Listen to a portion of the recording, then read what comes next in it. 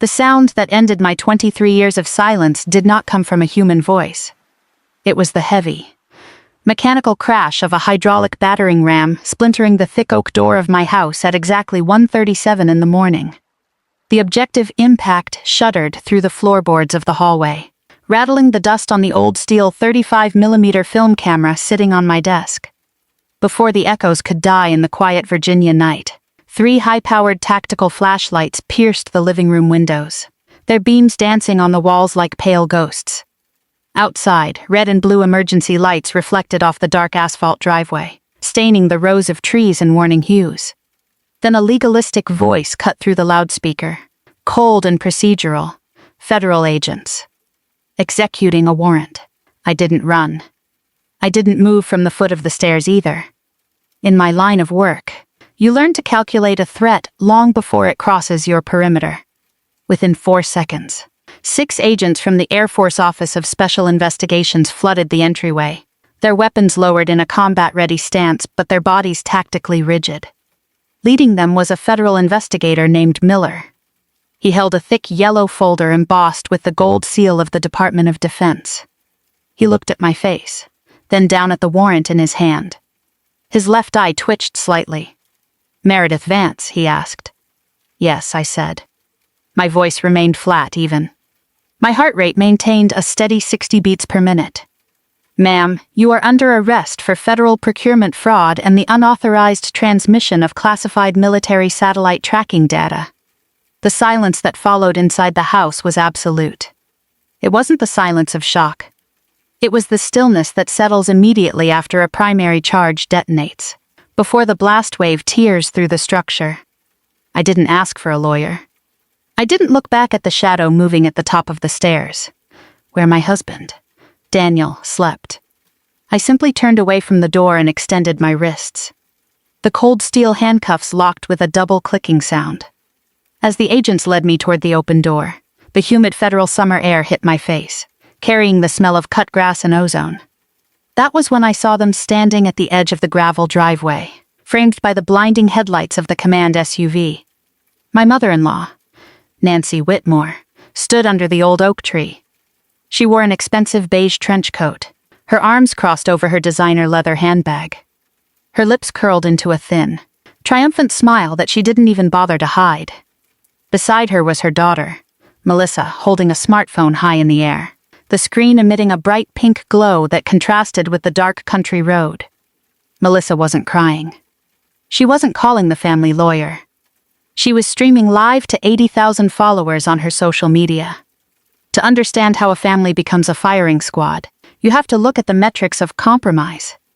I had spent 14 years as a major in Air Force intelligence, working inside the dimly lit rooms of the National Geospatial Intelligence Agency. My job was simple to describe but impossible to discuss. I looked at high-resolution satellite imagery and found anomalies people tried to bury in the dirt.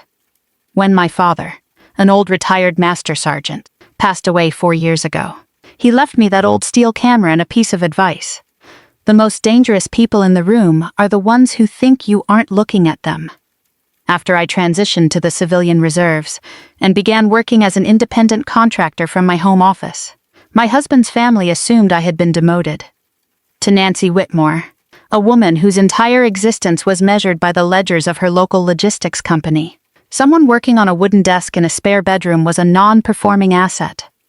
"Meredith just draws maps on her little computer," Nancy would often say during Sunday dinners, her voice loud enough to project across the yard to the neighbor washing his car.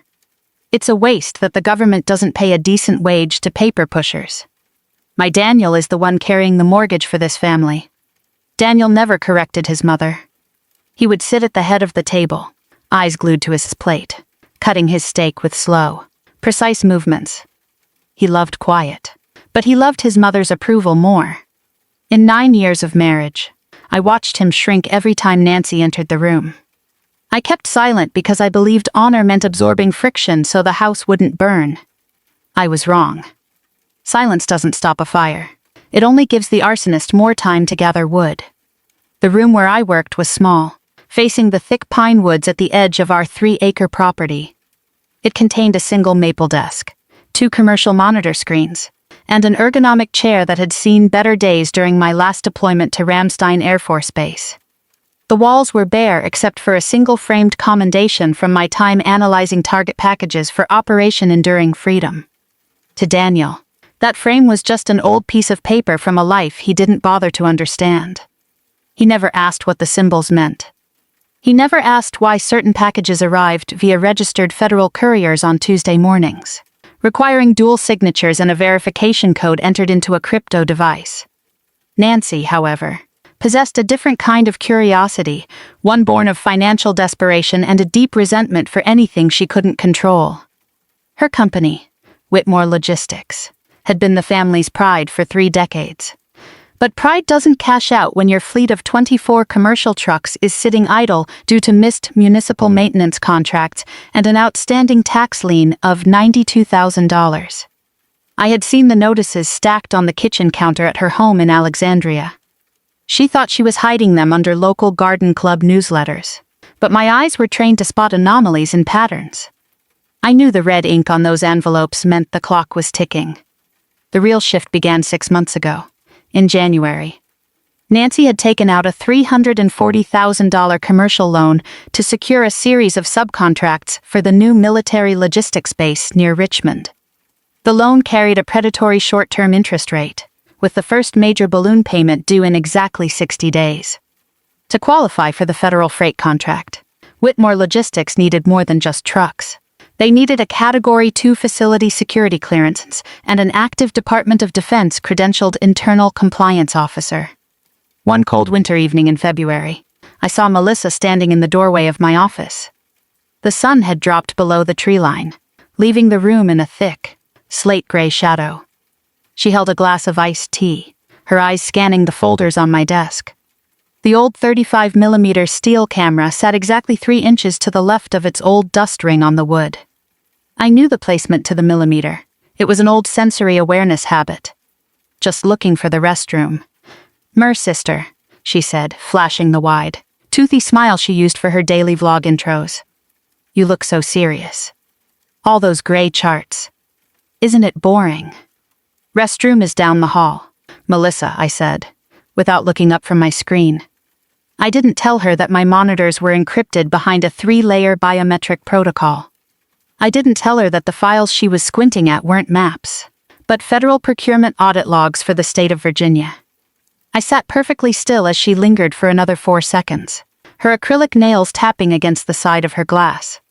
2 days later, during a family barbecue on our back patio, Nancy dropped a hint that made the humid air hang like lead. She wore a new pair of designer sunglasses, her voice carrying over the sound of Daniel scraping the grease off the grill. "We are turning the corner," she announced, clinking her glass against Daniel's.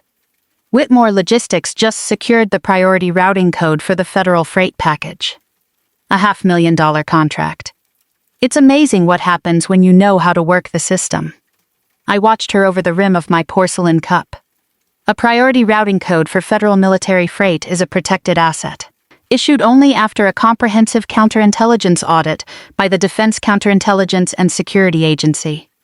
Whitmore Logistics didn't have an audit. They didn't even have a clean corporate tax history. When I went upstairs to my office that night, I didn't check the computer logs first. I went straight to the maple desk and looked at the steel camera. There was a tiny smudge of pink lipstick on the metal casing near the film advance lever. Melissa hadn't just looked at the room. She had photographed my military credentials and common access card while I was downstairs helping Daniel flip meat on the grill. I sat in the dark for 12 minutes, listening to the steady hum of the refrigerator below and the distant sound of Daniel laughing at a sitcom in the living room. Betrayal is a deliberate decision by people who carry your last name to treat your entire life as an unlocked drawer. They assumed my silence was a lack of awareness. They assumed because I didn't brag about my achievements at their dinner table, I had no weapons to defend them. The next morning, I initiated an independent audit trail search through the NGA Secure Network. I didn't use the home network. I drove 40 minutes to a secure public kiosk at Fort Belvoir, using a personal encryption key my father had given me before he died. The results were exactly what my training predicted. Someone had attempted to access the federal procurement portal using my specific contractor ID number from an IP address registered to Melissa's apartment in Arlington. 3 attempts, all flagged as failures due to the absence of the physical hardware token attached to my lanyard. They were clumsy, but clumsiness breeds desperation, and desperate people make extraordinary calculations. I knew Nancy's loan payment was due on July 20th. I knew that if they couldn't get the contract legally, they would forge the compliance documentation. I had 2 choices. I could confront Daniel, watch him make excuses for his mother, and let them bury the trail deeper. Or I could let the system work exactly the way it was designed. I chose the system. The escalation of a lie is a mathematical process. If you do not stop the initial variable, it multiplies until it occupies the entire system. For 3 months, the air inside our house grew thin. Daniel stopped looking me in the eye when he came home from his architecture firm. He began taking his phone out to the garage, his voice a steady, low murmur that bled into the night crickets. "Mom is just stressed about the audit. Meredith," he said one night when I asked why his sister was suddenly filming our front yard for her online channel. "She said we need to be careful about who we associate with. The business is under a lot of pressure." "Who are we associating with?" "Daniel," I asked. He didn't answer. He just pulled the heavy wool blanket over his shoulder and turned away from me. In May, the microtransgressions became frequent. Nancy stopped inviting me to the planning sessions for the family's annual summer charity gala. When I walked into her kitchen to drop off a dish for a family gathering, she would instantly slide her ledger sheets into a drawer, her movements sharp and defensive. Melissa's videos began featuring thinly veiled commentary about people hiding behind titles and fake elites who think they are better than small business owners. Her comment section filled with thousands of anonymous users echoing the sentiment. A small army of digital resentment fed on 10-minute clips of curated outrage. I watched it all with the cold detachment of a satellite analyst. In my line of work, you don't react to the first thermal signature on an infrared scan. You map the boundaries of the burn. I kept my logs. Every time Daniel lied about where he spent his Tuesday afternoons, I recorded the mileage on his truck. Every time Nancy's logistics office requested an update on my security status through automated emails she thought I couldn't trace back to her server, I forwarded the digital headers to an offline storage drive. The breaking point came on July 14th, exactly 3 days before the battering ram hit my oak door. The Whitmores held their annual business anniversary dinner at the Belle Haven Country Club. It was a formal affair, 60 guests in dark suits and expensive gowns, all local contractors, bank vice presidents, and civic leaders who held lines of credit with Nancy's firm. The room smelled of expensive perfume, prime rib, and the specific, stale odor of old money trying to hide its decay.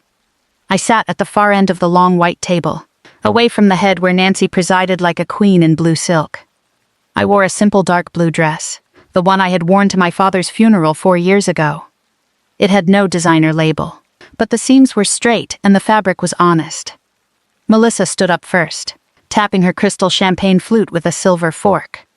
Her phone was already mounted on a professional motorized tripod next to the hydrangeas, the steady green light indicating she was streaming live to her audience. "I want to propose a toast to my mother," Melissa said, her voice dropping into the performative warmth she sold to her followers. "She saved Whitmore Logistics this year. She did it despite the dead weight we have been carrying in this family. Because let's be honest, some people contribute nothing but silence. They sit in their dark rooms, pretending their federal security clearances make them important, while my mother does the actual work of carrying the family." A small murmur rippled through the 60 guests. Heads turned toward my end of the table. Nancy leaned back in her high-backed chair, her heavy pearl earrings catching the light of the chandeliers as she nodded slowly. She looked directly at me, her eyes narrow and entirely stripped of the familial warmth she used to fake when we were first married. "An empty suit," Nancy said, her voice clear and carrying across the silk-draped tables, silencing the waiter pouring the Pinot Noir. "That is what bureaucracy produces. Meredith has lived on taxpayer money for more than 14 years, and now when her own family needs a simple security verification to secure their future, she plays the grand lady. She's just an empty suit playing soldier on the internet." The room held absolute silence. 60 people stared at their plates, some out of discomfort, most out of a quiet, shared agreement that the outsider had been placed in her proper box. Daniel took a slow sip of water, his hand shaking enough to make the ice click against the crystal. He didn't look at me. He didn't call my name. He didn't tell his mother that my active reserves pay and savings had covered the commercial insurance on his trucks twice the previous winter, before his bank accounts were unfrozen. I tasted the familiar copper of adrenaline in my mouth, the exact feeling I got when an early radar warning chimed during a tracking mission over the Horn of Africa. But my spine remained perfectly straight against the wooden back of my chair. You don't engage when the target is exposing its entire formation. You let them advance until they are too deep into the valley to find a way out. "The prime rib is excellent. Nancy," I said, my voice projected at a steady conversational level, completely vacant of any anger. Melissa laughed, a sharp unmodulated sound that hit the live audio feed like static. "Look at her. She has nothing to say. Truth hurts, doesn't it? Guys, the hero's just a paper fraud." When we returned home that night, the house felt like an abandoned outpost. Daniel went straight to the guest room without speaking, the click of the lock sounding like a clean break. I didn't go to bed. I walked up the stairs to my office, locked the door, and sat in front of my secure monitor until 3 in the morning. The digital tripwire I had placed the previous week on the federal procurement portal had finally triggered. Nancy had just submitted the final verification documents for the $500,000 Air Force subcontract. Attached to the digital PDF was a scan of my old military ID card and a forged security override form bearing an exact digital copy of my signature. They hadn't just lied about my career. They had used my identity as collateral to secure a fraudulent federal contract to save their failing business. They needed me out of the picture before the federal compliance audit took place on July 20th. If I was arrested for procurement fraud or a security breach, the arrest would freeze the contract's standard verification cycle for 90 days. That freeze would allow Nancy to draw down the first $150,000 advance from the escrow account and move the money into an offshore account she had established under a shell company. I pulled the secure satellite phone from my desk drawer. I dialed the direct 10-digit number to the Internal Investigations Branch at Joint Base Andrews. "This is Major Vance," I said as the encrypted line confirmed a secure handshake. "The fraudulent transaction has been initiated from the target IP address. Deploy the contingency plan." I hung up the phone and looked out the window toward the Potomac River in the distance. The water looked like black oil under the moonlight, moving slowly toward the bay. I knew that by morning, the machinery of the federal government would begin turning its gears. It was a slow apparatus, but once it started moving, it did not stop until it cleared the ledger. The processing room at the regional holding facility was an unyielding space of institutional gray. The cinder block walls, painted the color of wet sand, and the 4 overhead fluorescent tubes hummed at a frequency deep inside your teeth. I sat at the steel table, my hands free now, the handcuffs having been removed by the escorting officers, who had maintained an unusual silence during the 30-minute drive from Alexandria. Across the table sat Investigator Miller and Senior Agent Keller, a veteran forensic accountant from the Army Criminal Investigation Division. Between them was the thick yellow folder embossed with the gold seal. "Major Vance," Keller said, using my active reserve rank for the first time since the lights cut through my living room windows. "We have reviewed the digital images uploaded by the anonymous informant 3 days ago. The images show 12 pages of satellite tracking data from the NGA database, allegedly found on your personal hard drive." I kept silent. The clock on the wall read 03:35. Miller closed the folder, his pen scratching against the metal table.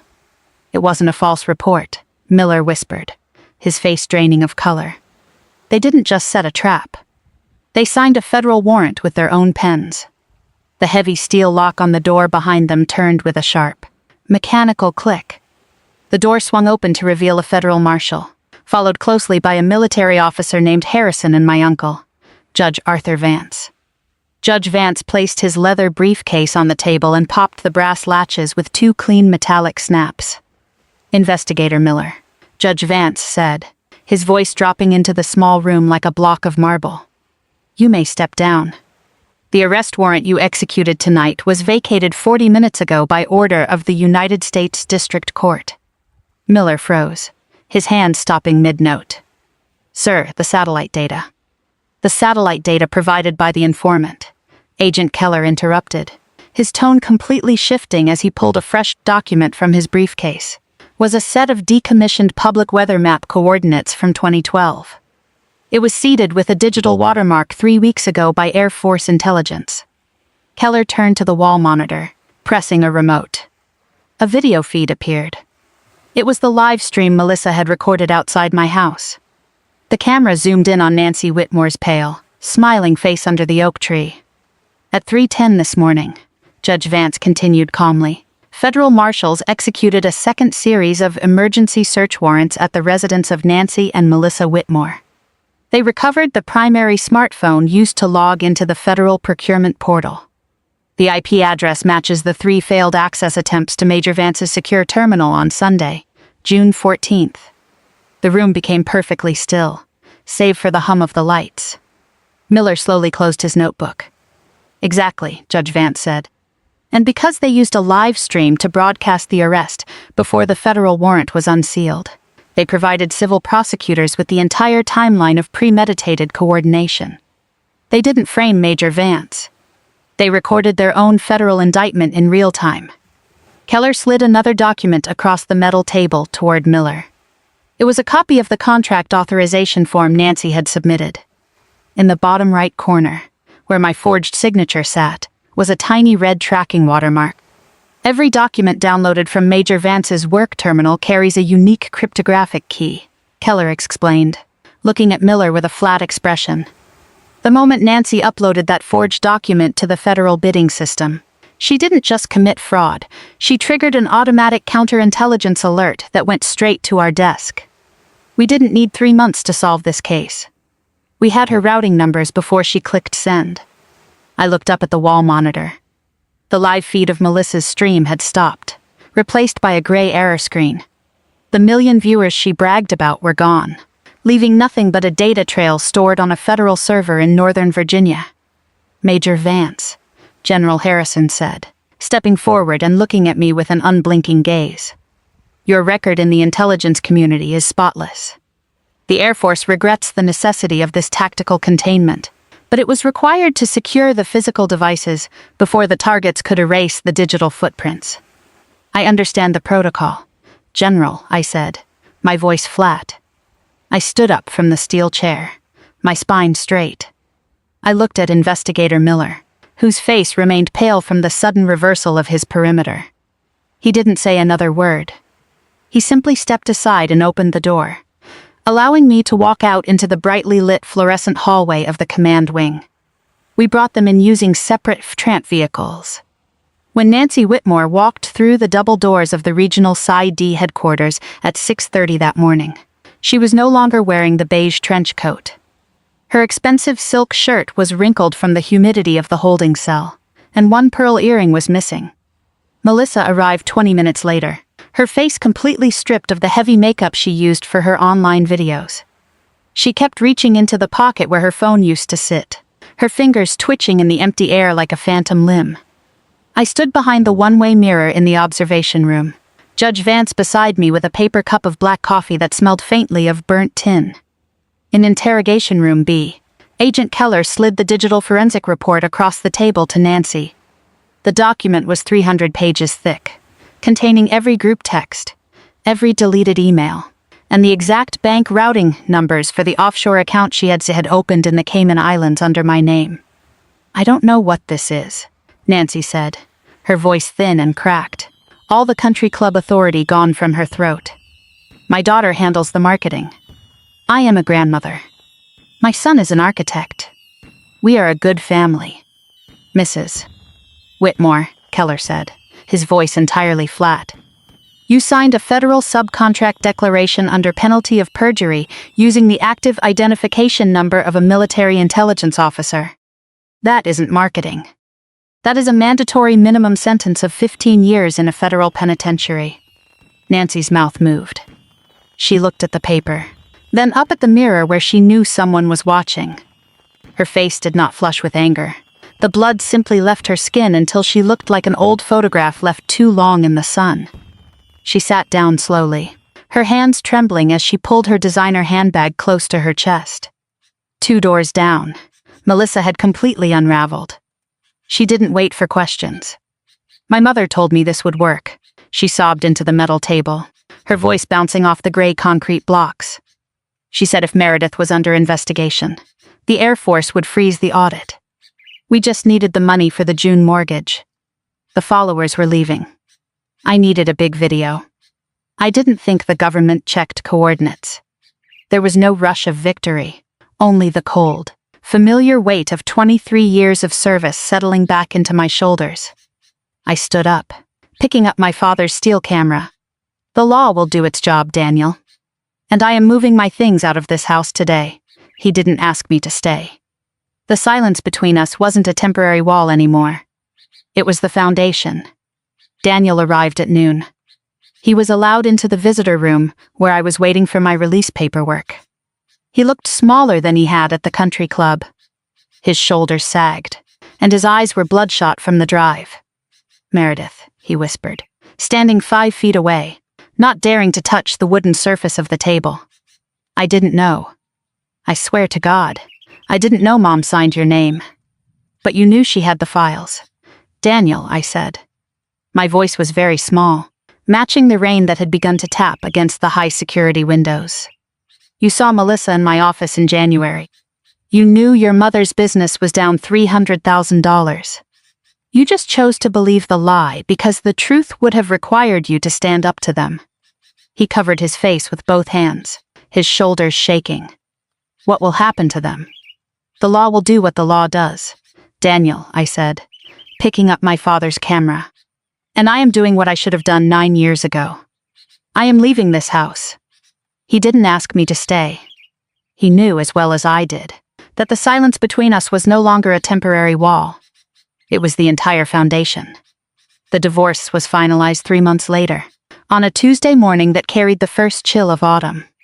Whitmore Logistics was placed into federal receivership, its assets liquidated to satisfy the $340,000 tax lien. Nancy Whitmore accepted a plea agreement for federal procurement fraud, resulting in a sentence of 48 months at the Federal Correctional Institution in Alderson. Melissa received 2 years of federal probation and a permanent ban on operating monetized digital platforms under the statutory terms of the Federal Malicious False Reporting Act. I rented a small brick house near the water in Annapolis, Maryland. On my first morning there, I sat on the back porch with a white ceramic mug of coffee, watching the morning mist rise off the Chesapeake Bay.